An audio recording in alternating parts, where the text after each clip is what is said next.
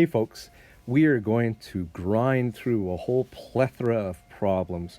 This is an important thing to do when you're learning about the normal distribution, is to work on problem after problem after problem.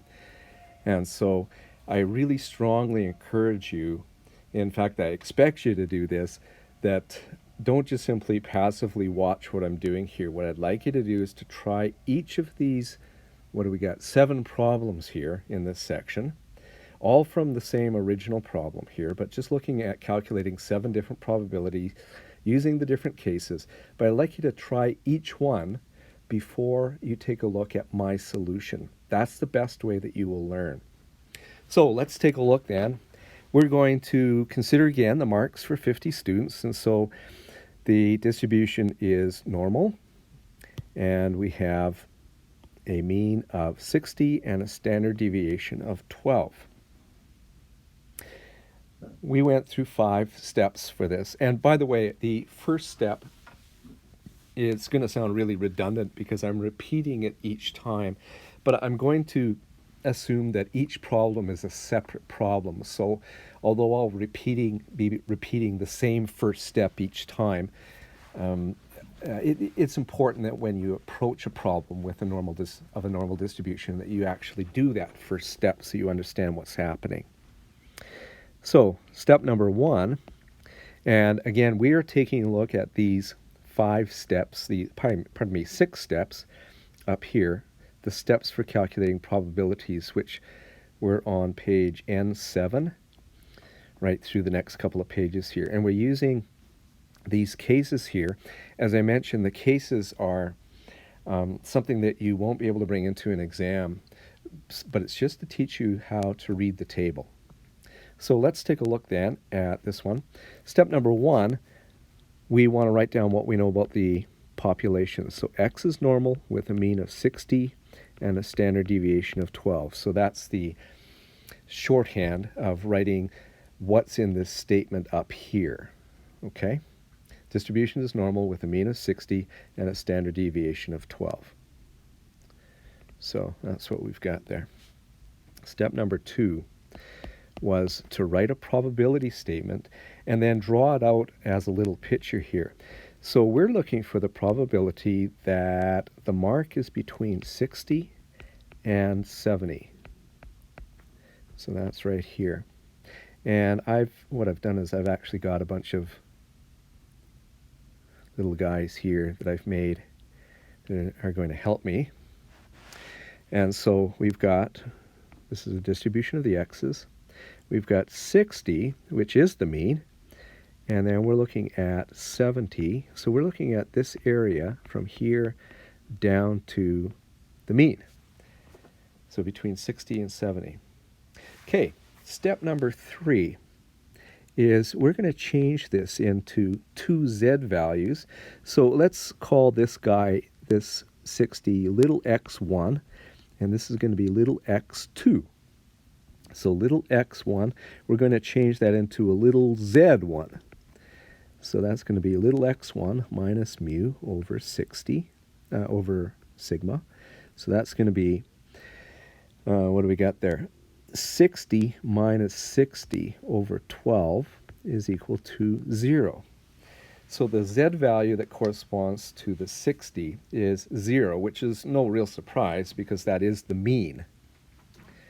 Remember, the z value is telling you the number of standard deviations that the x value is away from the mean. But a little more interesting here in terms of little z2, that'll be the x2 value minus mu over 60 over 12. So that's going to be 70 minus 60 over 12. And that gives us, if you take a look at that, it'll be 0.83. So a positive number, 0.83. And again, you can take these to 2 decimal places. Step number 4 is we're going to draw a little picture and write a probability for this. So what we've done is we've taken these guys here and we're converting them into z values. So we're looking at what's the area of a z distribution. Let me write that a little better. What's the area of a Z distribution? Oh, that's not much better. It's the problem with writing on glass in a small space here. Between 0 and 0.83. So that would be, here's a Z. Actually, I can probably do that over here a little better.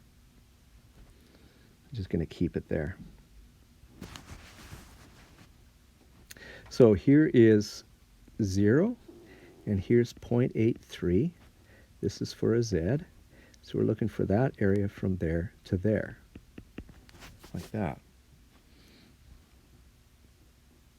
So that's part of step number 4. Step number 5 is that, I'll do step number 5 up here. Step number 5 says that we're going to go to the cases sheet. So the cases sheet is, what does this actually look like? Which picture best shows what we're looking at? And it's this one here. It's a case number 5, where we're talking about an area between two positive values. In this case, Z1 isn't really positive, it's 0, but it's a slice in the upper tail, or the upper half of the distribution there. So that's a case 5. So the probability that Z is between two values, Z1 and Z2, is equal to the table value for Z2 minus the table value for Z1. That's because the table value for Z2 will give us this area here, right down to 0. And then the table value for Z1 will give us this area here. If we subtract that area off, what we'll be left with is the area in between the two. And that, of course, will be our answer. So let's do that. So this is a case number 5. And case number 5 then says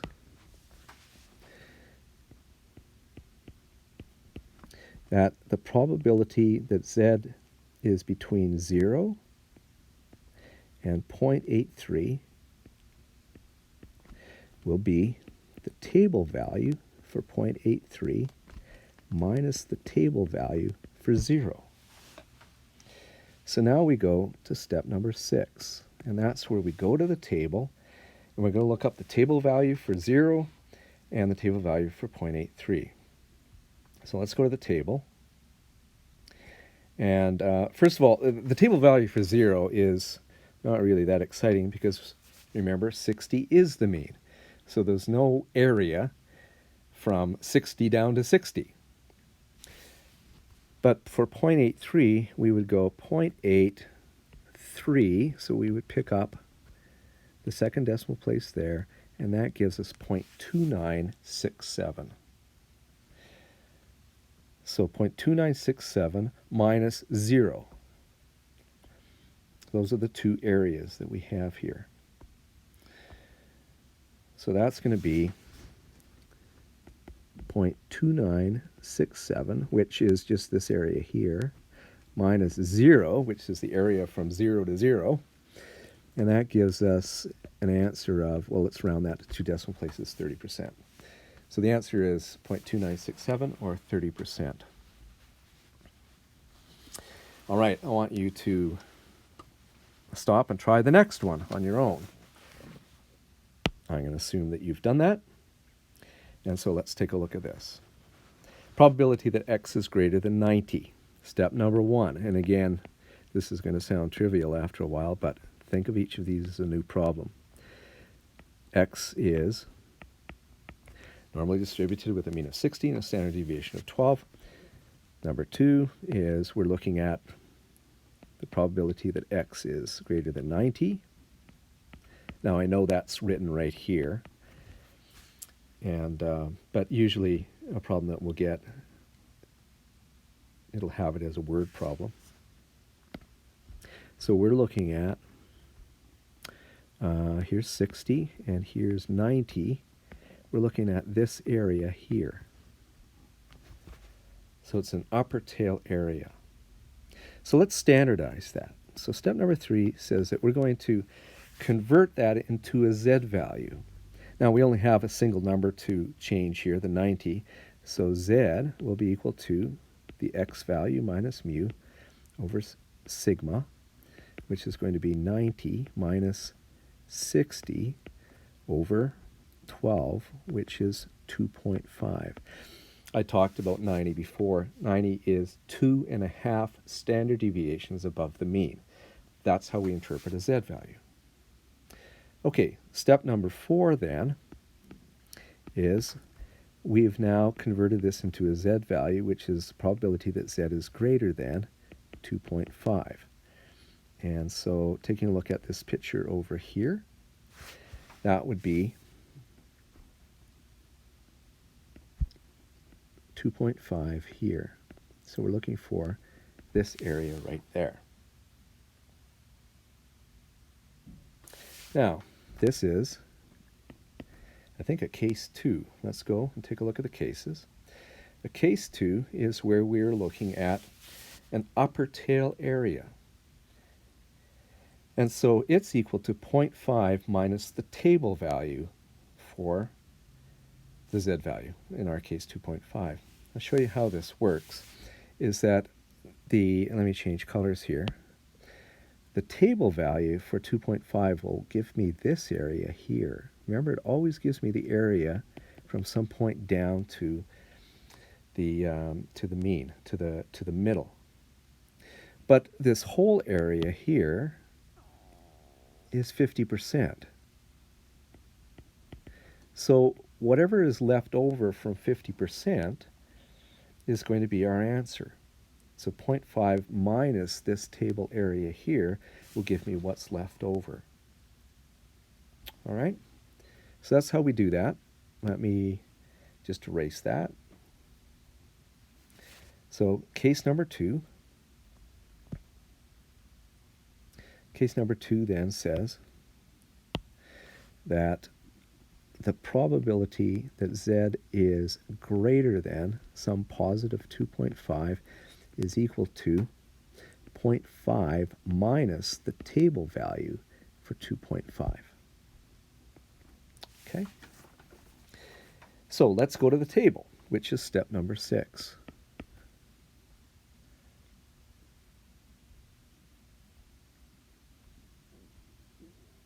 And I'm just going to, in each case, I'm just going to erase what we had before. And now let's take a look then at 2.5, and 2.5 is right here. 2.50, that's the second decimal place. And so that gives us 0.4938. Now remember, that's this area here, 0.4938.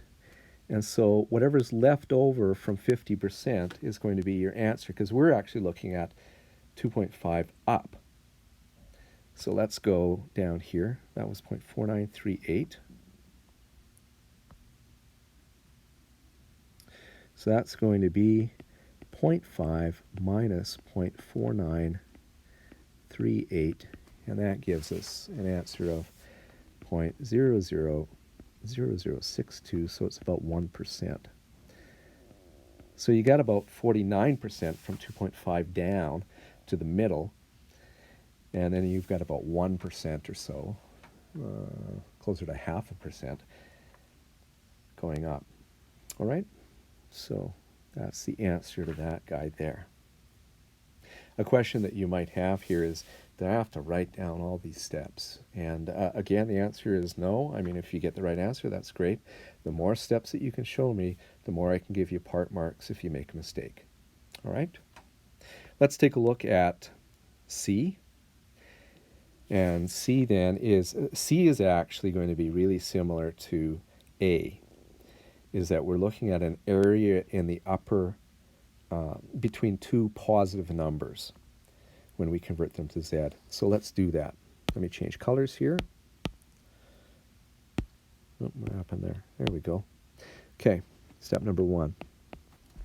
X is normally distributed with a mean of 60 and a standard deviation of 12. Step 2. It's already written up there, but I'm just going to go through the same steps all the time. We're looking at Always stick your mean in, which is 60. We're looking at the area from 70 to 90, like that. So that area right there. Step number 3, let's convert those into Z values. So Z1 will be equal to the first one, 60 minus 60 over 12. Oh, sorry, not 60. It was 70, wasn't it? Yeah. 70 minus the mean of 60 over the standard deviation of 12 is equal to 0.83. I think we've done that one before. Yeah. Z2 will be 90 minus 60 over 12, which is 2.5. So we're looking at step number 4. We're looking at the probability of going from 0.83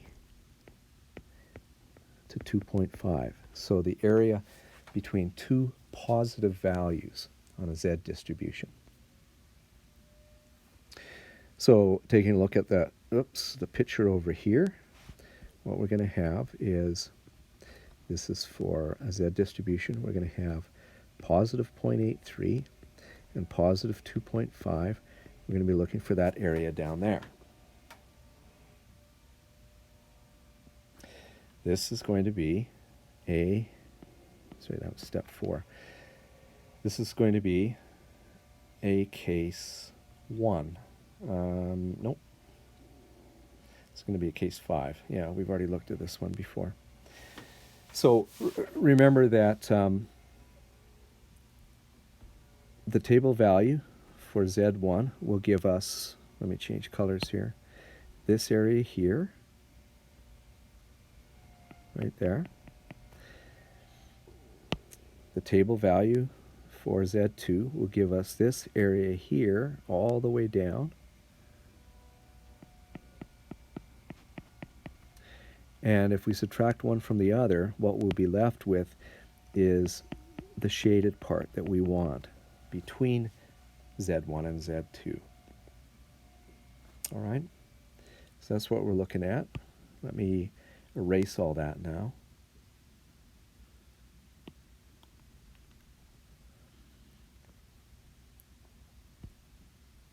So we're looking at step number 5 here then. It says that this is a case 5. Sorry, up here I should have written that this was a case 2. Just so you've got a full set of notes there. Okay, getting back down to this one. This is a case 5. And so we're looking at the probability between 0.83 and 2.5. It's not easy writing on glass, I found.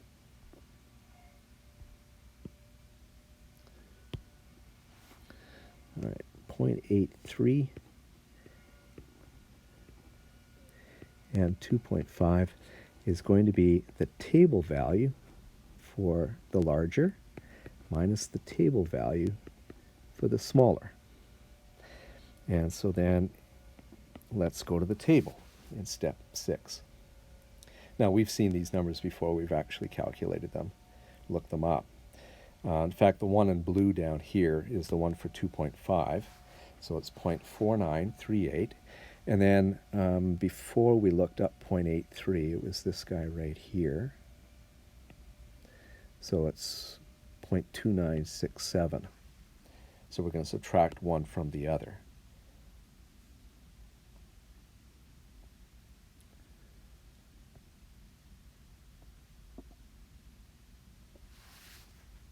So that's going to be 0.4938 minus 0.2967. And that comes to 0.1971. So 20%. Or 0.20. Hopefully this is starting to make sense here. let's continue on. I'm going to run through all of these. It's going to be kind of a long lecture, but again, I'm assuming that you are stopping in each case and you are working through these problems. What is the probability that x is less than 50? Step number 1. What do we know about the population? It's normally distributed with a mean of 60, a standard deviation of 12. What's the probability that we're looking for? It's actually stated there, so you wouldn't have to restate it. Let's draw a picture. And again, the reason why we draw this picture and the second picture is just to make sure that they look the same. So we've got a mean of 60. We've got a standard deviation of 12. And we're looking at 50 down. So this is a lower tail area. Okay.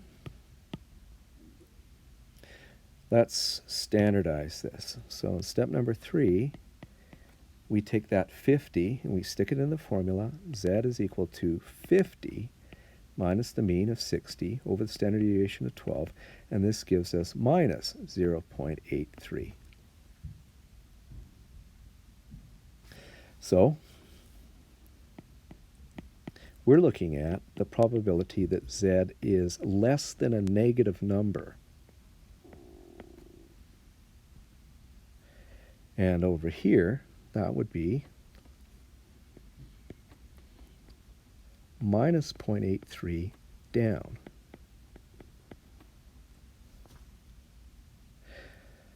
Now, what I want you to notice here is, well, let's go to the cases sheet first. Because step number 5 will be to go to the cases sheet. And that's going to show us that this is a case 4.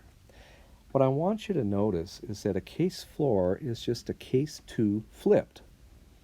And so if you take a look actually at the way that we calculated, it's 0.5 minus the table value. So it's exactly the same. It's just that the table values actually just show positive table values. But I want you to notice that if you were to take a case 4 and just flip it around 0, what you would see here is that you end up actually exactly with a case 2. So the probability that Z is less than minus 0.83 is exactly the same as the probability that Z is greater than positive 0.83. Okay? So one is just the flip of the other, but when you look it up at the table, it'll be exactly the same. And again, the way that you can think of it is that the table will give us this area here from Z up to 0. Again, the picture shows it always from some positive number down to 0, but remember, this is symmetric.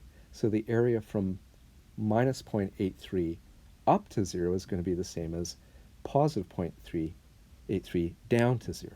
And then whatever's left over from 50%, because you got 50% here, that's going to give you the area that we need here. So let's just erase all that. And we're talking about a case 4. So I hope what you're understanding here then is that you don't have to memorize a whole bunch of different cases, because we're just using the same principles for each one. So we're saying that the probability that Z is less than some negative number, in this case 0.83, is going to be equal to 0.5 minus the table value for 0.83. It considers them all to be positives because it's just flipping it. So the area from that point down is the same as positive 0.83 up. Let's go to the table. And we've looked up 0.83 before. That's back here. That's that 2.9 or 0.297 for 0.83. And so let's go down here again. So step number 6 then is that's going to be equal to 0.5 minus 0.2967, and that gives us 0.2033. So again, about 20%. Starting to make sense. Hope so. Let's look at this guy down here, which is the probability that x is greater than some, it'll turn out to be a negative number when we convert it into a z. So x is normally distributed. Again, I'm hoping that you're pausing each time and trying these yourself.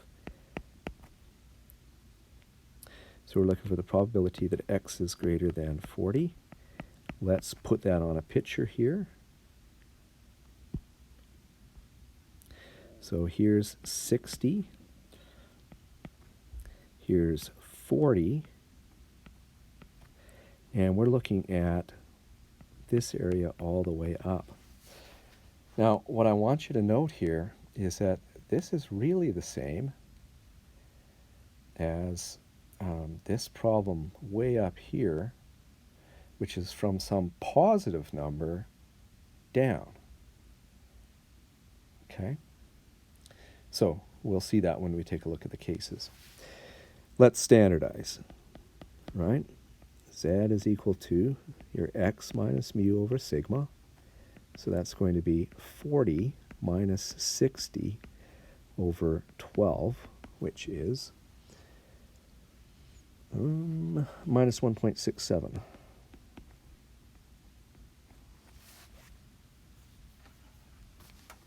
So we're looking at the probability, this is step number 4, we're looking at the probability that Z is greater than minus 1.67. Okay, over here, on a Z distribution, we've got 0, we've got minus 1.67, and what we're going to do is the table's going to give us this area here, and then we're going to add on another 50% here. Okay, so this will be 50% here. And you add those together and you're going to end up with what you need. So let's take a look at the cases here. So this is a case 3. And what I want you to notice is that a case 3 is just a case 1 flipped. And in fact, you end up with exactly the same formula here, because it converts everything over to the upper side, the upper tail. And so minus 1.67 up is the same as positive 1.67 down, which is actually the very first problem that we looked at. Remember, we were looking at 80 down. That's 1.67 standard deviations above. And we were looking from that point down. 40 is 1.67 standard deviations below, going up. So case number 3 then is just really a case number 1 when you flip it, changing the negatives into positives here. All right, let's get rid of those. And let's go back down here and say this is going to be a case 3, which says that the probability that Z is greater than some negative value is going to be the table value for positive 1.67 plus 0.5, which is really what we've got in the picture down there. All right, let's go to 1.67 on your table. I should clean up this table a little bit first. Like that. Okay. And so we're looking at 1.67, right? So we're looking at the intersection of those two. And that gives us 0.4525. All right. So remember, that's giving you this area here is 0.4525. And then we would add on another 50%. If you flip that over, that would be the same as having this area on this side and then going up, right? So adding the 50% on the upper tail. So Let's go down here again. So that's going to be equal to, oh, what have we got there? It was 0.4525, so that's what this area is in here, plus 0.5 gives you 0.9525, so 95%. All right, we've worked through a little more than half of them. This is a long one, I know, but, oh, I guess there's just 2 more here. I thought there were 7, but there's just 6. We've worked through 5 of them. Okay, so let's take a look now at this one here, which is the probability that x is between 2 negative values we're going to find. So this is going to be, let's just change colors here. We're looking at, first of all, that x is normally distributed with a mean of 60 and a standard deviation of 12. And we're looking for the probability that x is between 45 and 55, which, if you take a look at your original distribution, remember you always want to stick the mean in because you want to find out what side of the distribution you're dealing with here. That's going to be really important when we take a look at the next one here. So we're looking at an area here between 2 negative values when we calculate them, when we convert them into z values. Z1 will be equal to 45 minus 60 over 12, which is, what do we get there? 45 minus 1.25. And then Z2 will be 55 minus 60. Let me just clean that up a little bit here. 55 minus 60 over 12, which is minus 0.42. So, writing that as a probability statement, we would have, we're going from minus 1.25 to minus 0.42. So let's draw that over here. Minus 1.25 and minus 0.42. So we're looking for an area like that in the lower tail. If you take a look at that, that looks an awful lot like what we had in C, the purple here, flipped, right? That was a case 5. So take a look here, and we'll see actually that a case 6 is just a case 5 flipped. That's all it is. Okay? So going from 2 negative numbers, if you flip that over so that they're on the positive side, it will be the equivalent here then of 2 values in the upper tail. And so what you'll see here then is that it's basically the same. The only difference here then is which one was further out. So in case number 6 here, what you've got is that the Z1 value was the further out value. So it's, when you take a look at that on the table, it'll give you this area here, right there, right? And then if you look at the Z2 value, it'll give you this area here, right in here. And what that will leave you with is the part that you want, which is right in here. Okay? So it's the same kind of thing here. It's just that you want the bigger number minus the smaller number in each case, because you can't have a negative probability. So let me just clean that up now. All right. So that's going to be the table value of Z1 minus the table value of Z2. Let's see what we've got there. Sorry, that was a case 6, was it? Yeah. All right, so this is a step number 5 then. Shows that this is a case 6. And that says that the probability that z is between two negative values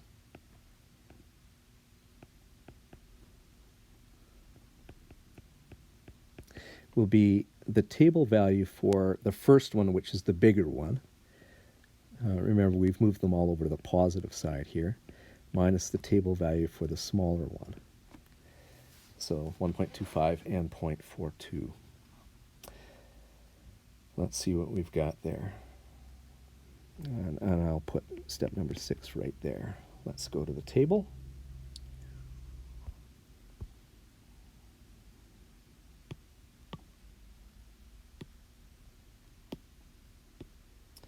So we're looking at here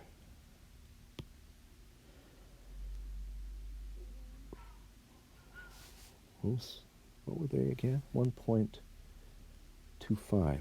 So 1.25 is this guy here, 0.3944. And then 0.42, 0.42 right there. So 0.1628. So we're going to subtract the smaller one from the bigger one there.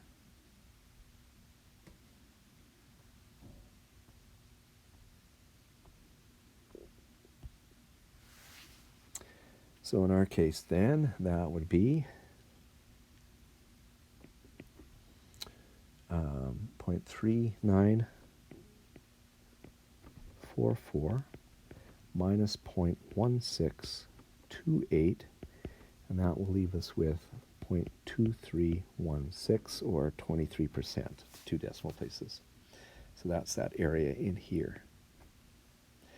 All right, the last one. The last one is actually a little different from the others, but you'll see that it's not difficult to figure out once you've gone through this. So let's take a look here at this one. The probability that x is between 50, which is on the left side of 60, and 75, which is on the right side. So it's going to be an area that kind of straddles the middle. First, x is normally distributed with a mean of 60 and a standard deviation of 12. We're looking for, and I know it's kind of redundant to write these things down, but just to be consistent, like that.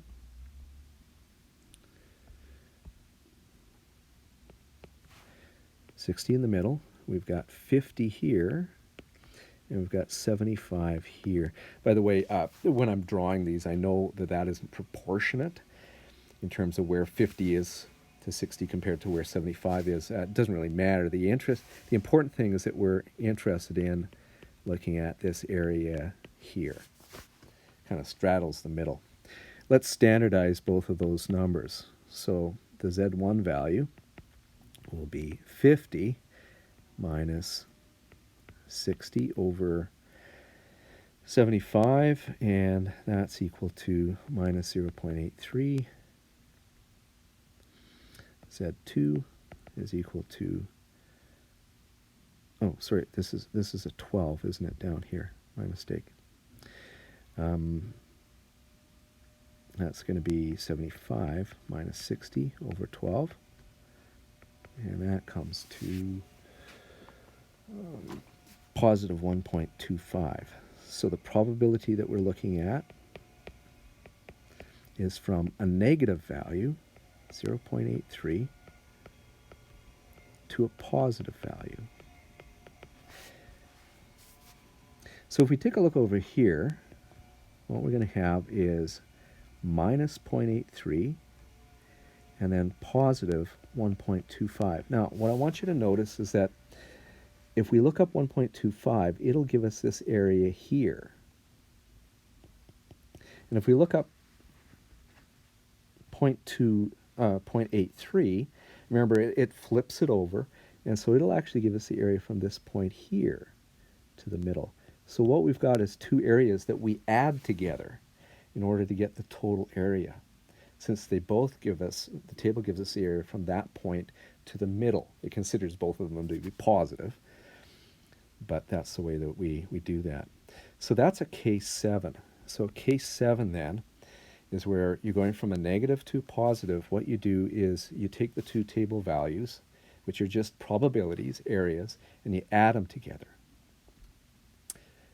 All right, let me erase that. And so that's going to be down here. This is a case 7.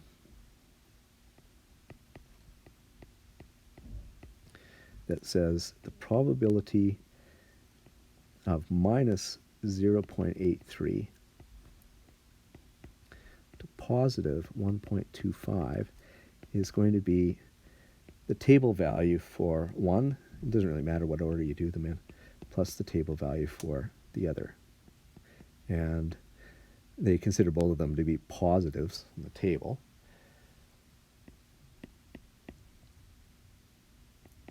So that's going to be last step here. Let's go to the table. And we're going to get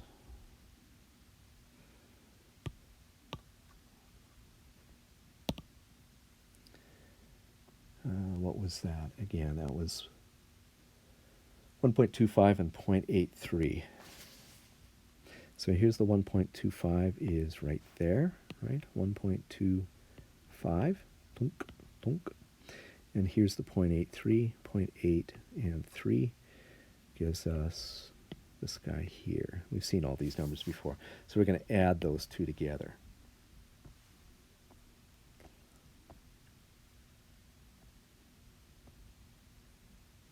So that's going to be equal to the 0.83, which was 0.2967, plus, and we've got 0.3944, and that comes to 0.6911, so that's 69%. Remember, these are all probabilities, and that's shown as an area under the curve. That is how you do it.